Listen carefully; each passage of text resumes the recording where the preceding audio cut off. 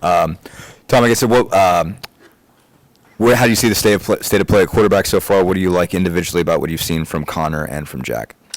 Yeah, I would say continuing to compete. That hasn't changed. That will continue. Have our first scrimmage coming up here on Friday, and I think that will be pretty telling for us to be able to get the feedback we're trying to get. But from a daily basis, we're just continuing to install, our system on both sides, and so that process continues. And you just see, flashes from both guys to be able to run the offense with a commanding mindset, to be able to make all the throws we need to make within it. You think about, Jack, just so competitive, such a great preparer, and is just really doing a good job of just learning, where to get his eyes, where to make the throws. Running the system, and from a holistic perspective, I think is really, I'm seeing growth there, which is what you want, and being able to move the football, down the field. As we move through camp, we get more and more what we call move the ball periods, which is just playing real football. It's not scripted. The situations are, basically you start at a certain point, and whether it's from the -30, -40, 2-minute, plus 25, if you're going in to red zone focus, just be able to move the football and run the offense. And then with Connor, to me, just continues to, I love just the quick release, ability to, I think you're seeing the growth in the mastery of the system. Obviously, he hasn't been here as long, but as Jack. But bottom line is that just throwing catchable balls, I think one thing that sticks out to me about Connor, just being able to throw a catchable ball, that is really the key. I mean, completions are what you're looking for. We're charting all that and everything from completion percentage to accuracy to whether it's drops or whatever to be able to get a fair assessment of where guys are at. So definitely both of them, and when you have a competition like this, you don't have one guy that's always addressing the team. They're both doing that in their settings and when practice is over, and I think that's a good balance there, and guys are learning to look to see, to those guys to be those leaders in those situations. So see progress without question, but like I said, that to me, really anxious to see the first scrimmage. That to me is really where you'll get the most amount of reps of just pure, playing football, and have all the officials here and the full setup. We had a miniature version of that yesterday, but very controlled. Only did that for one period, but went full bore live yesterday during that one period, and continue to build off of those reps, and that's kind of the progression we're on right now. Jim, anything to go up? Hey, Coach, how are you? Good, buddy. How are you? Good, sir. I asked Coach Bell, with all the changes, you've got new names in the running backs room and the quarterbacks room at the OC position. Lots of change there. The decision to kind of do everything under the radar, obviously some of that intended, I'm assuming, to keep Illinois in the dark since they're the first game. But how much of that was for that reason? How much is it that makes it easier for you guys to determine what you have to decide between these two quarterbacks and all of that? I think there's multiple reasons. The most obvious is who our first opponent is, and that goes all the way back to the spring, and that whole evaluation process and how I just know the process we go through as a staff and what we're looking for and what we can use to try and find information out. So yeah, there's multiple reasons, but that is the number one. And I just think that I just know as a defensive-minded person, when there's those question marks there, it creates multiple options that you have to prepare for, which detracts from the focus that you really want to have. And there's just a lot of unknowns, and so obviously it works both directions. We have unknowns as well without playing a game against anybody before that first opportunity, and they do have a chance to play. So yeah, it's very driven by that. So people may not like it. Doesn't really matter to me. I mean, so what we're going to do, the whole goal is what we feel is best for our team. And we feel that's the best for our team, and we're going to stick with it. All right, Tom, we Zoom. All right. Hi. I understand Donovan came to you about switching to receiver. I get that. Is something like that completely his choice? Quarterback seems like a major position. Unless it will decide, Yeah. I'm done. I'm wondering if you push back. Yeah, it wasn't like, it wasn't I'm done kind of thing. I think it's a fair question. He did come to me. That's very accurate. But I think, no, it's not like, hey, you know what, guy comes to me, I want to spot. I had another kid come to me, other positions, in the last few months about switching, and we usually sit down, and as we always do, we have a conversation with the staff about it that are affected by that position. In this circumstance, you contact family and talk to them, and I just think that because that is a major, shifting in a lot of ways. But I will say this, I understood and had the feeling as well, such a talented player that you see has an opportunity to really get on the field sooner in a different role.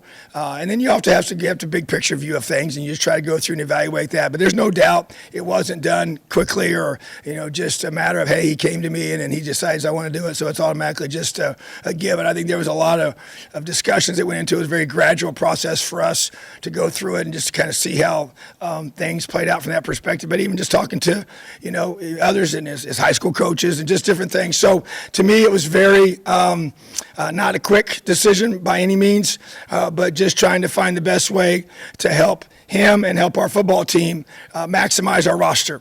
And to me, that's what I see from him. And I feel like that's can be a great opportunity for him. I didn't really disagree with him in some of the things he was saying. And there's no question, you have a position like that, and it does take time and takes a lot of reps. And so I just think that just trying to make the best decision about all involved and obviously for him and for our team, and that's what we felt it was. This line of questioning will look stupid. I'm aware of that. But right now, given his recruiting profile, it just feels awfully fast for him to give up on quarterback, and it feels kind of fast for you to let him do that. Yeah, and that's obviously an opinion that you have, and that's fair, and that's okay.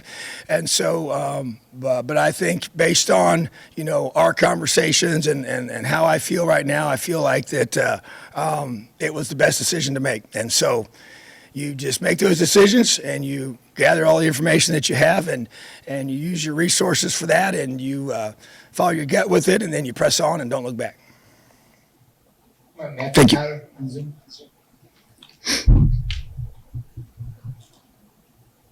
Hey, Coach, how you doing? I'm good. How are you? I'm okay.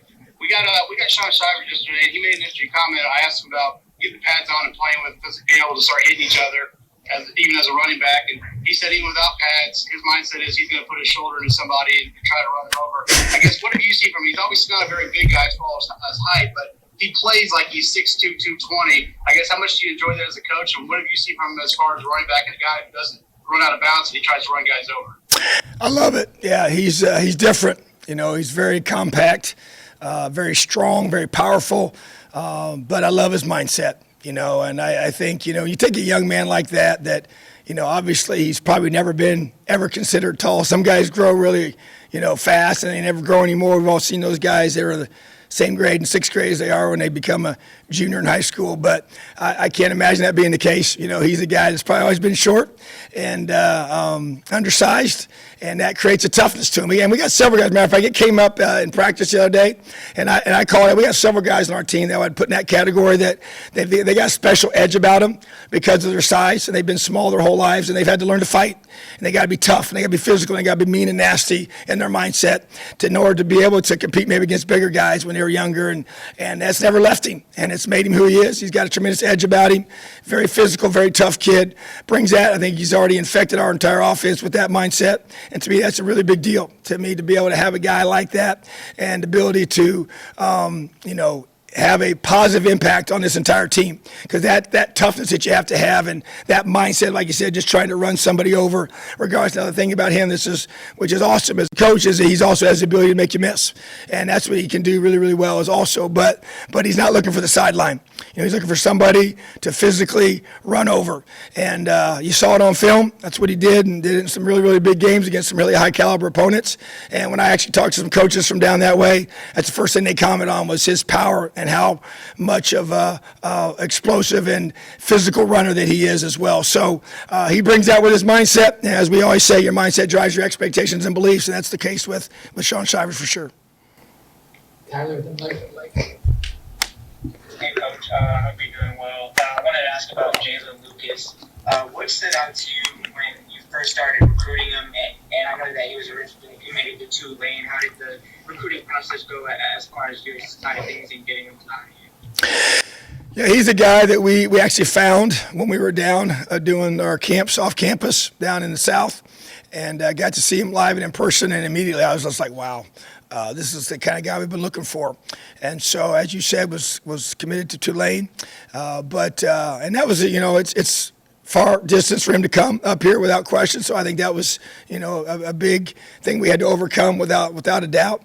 But the things that stuck out to me was just the twitch, the burst, the acceleration to go from 0 to full speed as fast as anybody I've ever been around, and coaching wise. And so and then just that be a complete package of a guy that has good ball skills, can catch, and is running back and get the ball in space. That kind of a player, and just speed. He's not just quick; he's also fast. He is our fastest player. So that to me is a unique combination. Sometimes you got a guy that's quicker than he is fast. Some guys are faster than they are quick, and he has the ability to have both. Now he's obviously not a big guy, and so that style of play matches that. So, but those things stuck out to me, and then you just get to know him and his family. Just high quality, high character, does everything right. He's been here now with us since January, so got a really good feel for him as a person, his character, and ability for us to count on him and trust him, and he's just such a detailed guy, and he practices so hard, he trains so hard, and does everything you ask him to do, and he's really thick, got really thick legs, and that allows us to be able to to be able to play him and get him the football and allow him to be able to make a guy miss, yes, but also break tackles with his power. So very special athlete, excited about him, and anxious to be able to get him going in our offense. Mike and Keegan. Yeah, Coach, wanted to ask, with Taiwan being back 100% this year and then Jalen on the other side there, what does their presence do for you and your confidence as a defensive play caller? If they're on top of their games, does that allow you to be more exotic and take more risks with the other 9 on the field? Yeah, there's no question it makes a difference, and that was a thing that really hurt us last year, with losing Taiwan for so much of the season, and then just being able to, not really have the depth, had some injuries further behind them that even caused even more issues with that.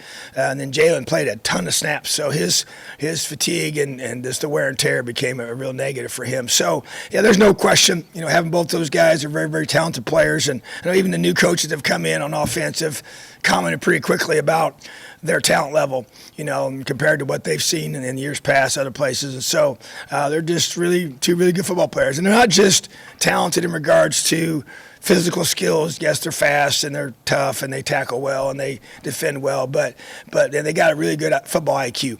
A lot of football moxie and savvy to them, and understand the game and understand how to position themselves and set things up. And it's hard to coach that. It's the instinctive things that guys have to them about the game of football and understanding it.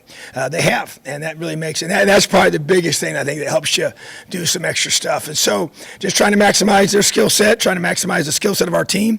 And we've got some new guys that come in that are younger that have a lot of link to them to be a good complement to what those guys do well. So excited about that position, and think we got a chance to really be a group that can be one of our strengths. All right, Keegan, and we'll wrap up with Jill. My turn. Hey, Coach.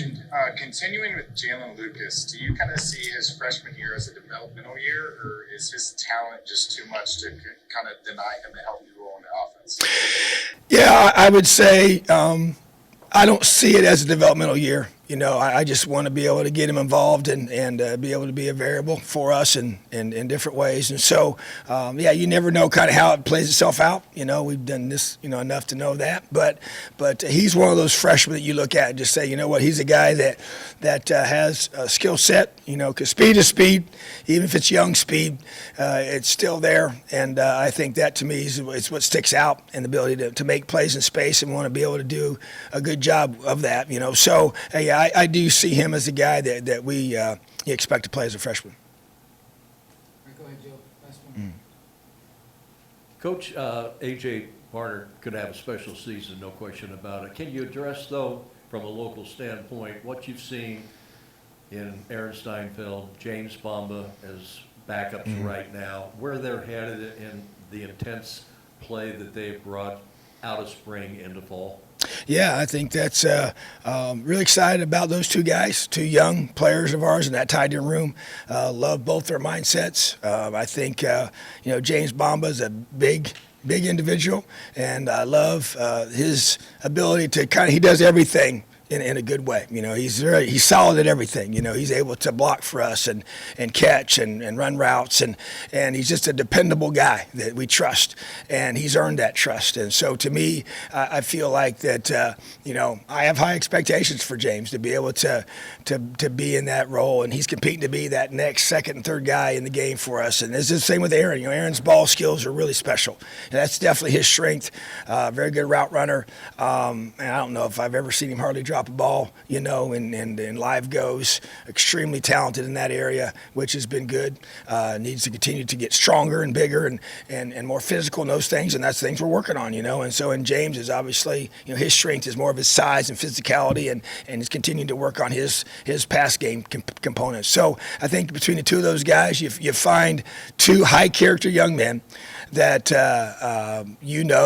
will do everything they're asked to do. They'll be where they're supposed to be, and those kind of guys improve. They get better. They're able to address their areas that we say, hey, this is something you got to work on. They work their tails off on that, and they continue to allow their strengths to be their strengths. So we need those guys both to step up without question. Definitely a young room, and AJ, yes, is a very talented player, and we expect him to have a really good season. And but you got to have more than one, and we like to use more than one tight end as well. And so those two guys, those two local guys, we expect to be a big part of that.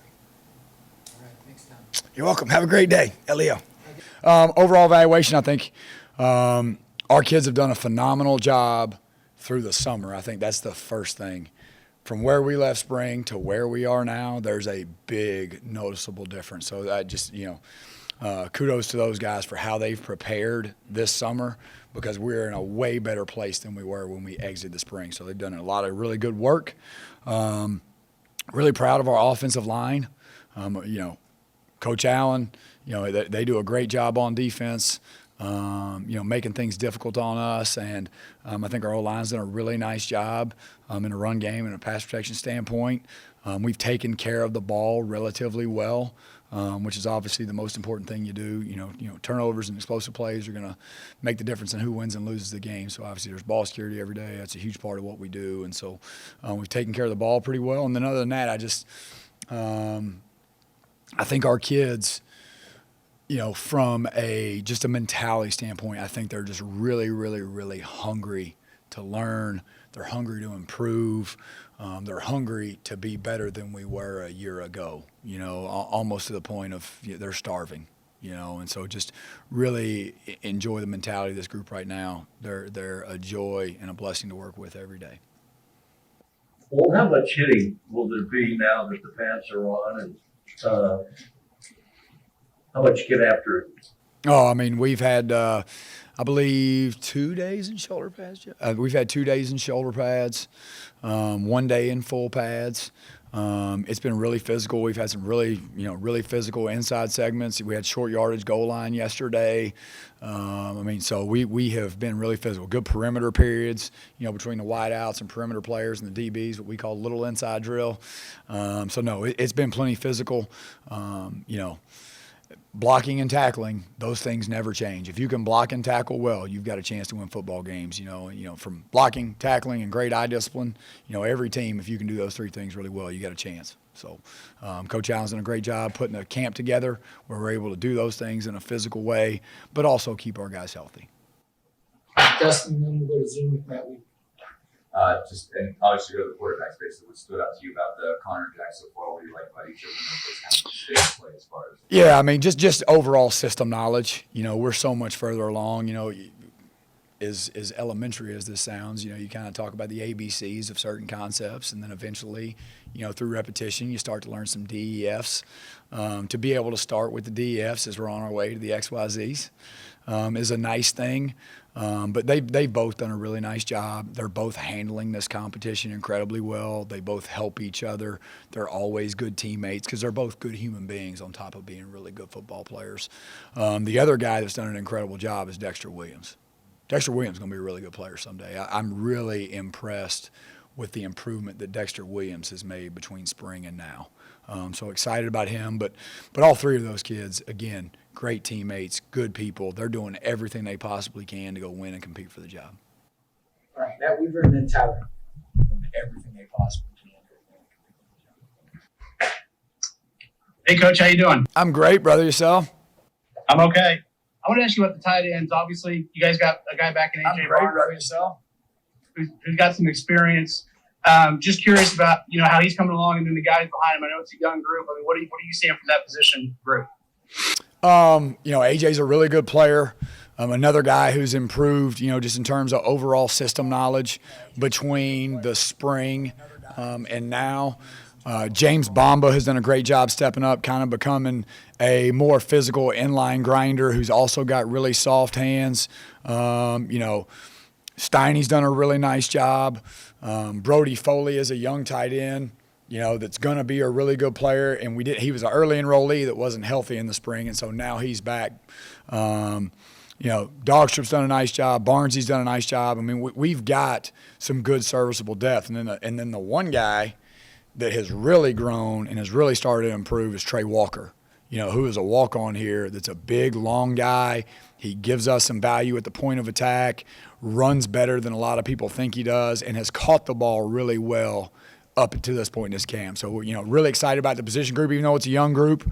Everybody in there is young. But Coach Wright's doing a great job with those guys, and so we're excited about, the fact that not only they're going to add production and value to the offense, but they all have a little bit of a different skill set. We've got a really diversified position, so excited about that group.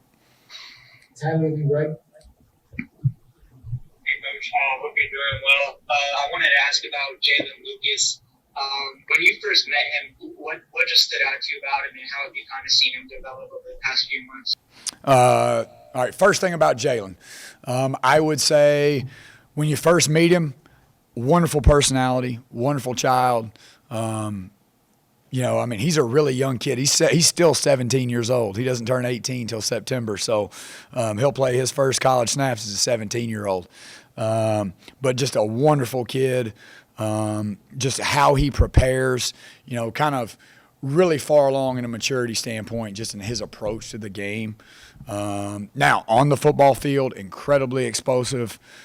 He's a guy that can go win in a 5x5 yard box. The first guy isn't going to get him on the ground very much.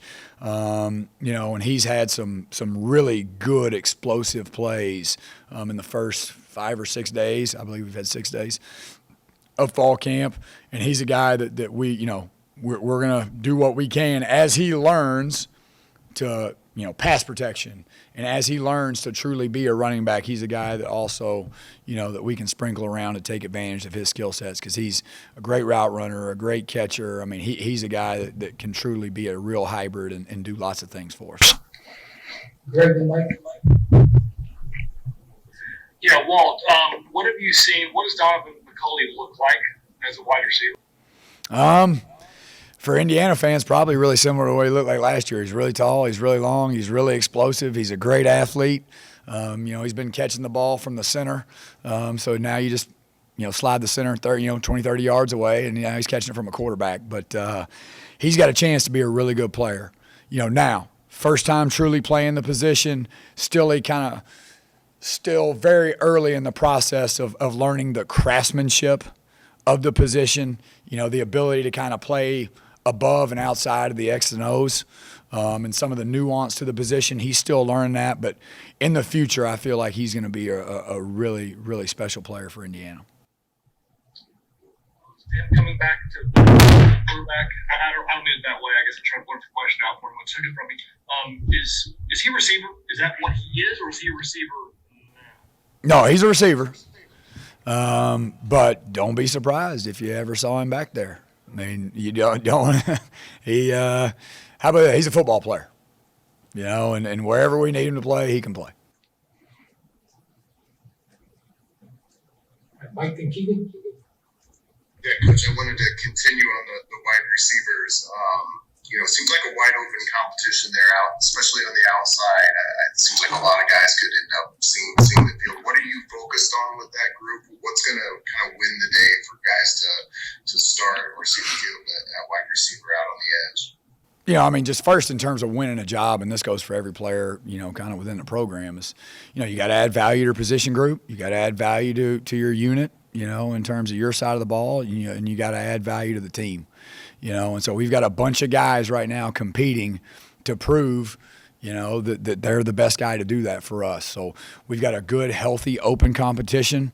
Our outside wideouts have, and again, I think a lot of it has to do with the work they put in this summer, and Coach Henry through the summer and through camp right now. But we got a bunch of outside wideouts competing. There's a lot of improvement. We're in a much better place than we were when spring started, and an even better place than when spring finished. So that means that there's been continual improvement, which is the ultimate goal.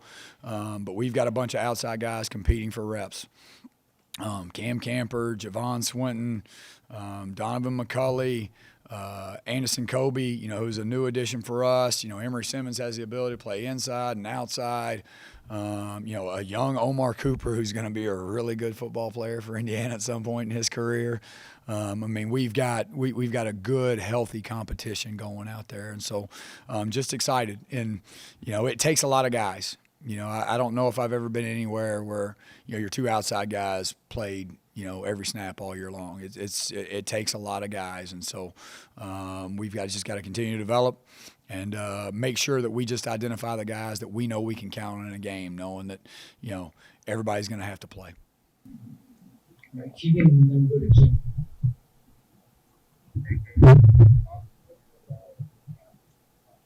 Offense, who's a guy that you could possibly see reach or kind of show out in that area and be a threat in that area of the field? Yeah.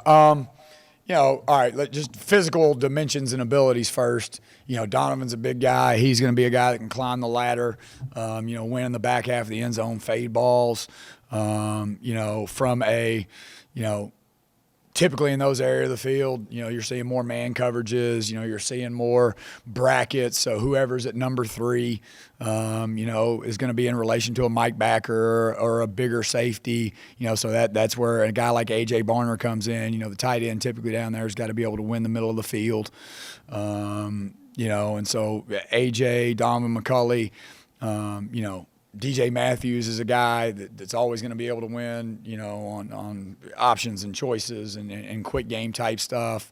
I think the biggest thing is down there you've got to establish the ability to run the football so that play pass is successful. So, but anytime you've got a wideout that can win a one-on-one, anytime that you've got a tight end that can go truly win his matchup in the middle of the field, and then you got to play to the skills of the other people, in the offense. But I think one of the most underrated things is you got to be able to run the ball vertically in that area of the field, because you got to be able to run the ball vertically, because obviously safeties don't have very far to go. To run the ball east and west, you're going to struggle. So you got to be able to run the ball vertically, and you got to be able to throw to score, but I feel like we've got good pieces in place to do it, and that's becoming the game.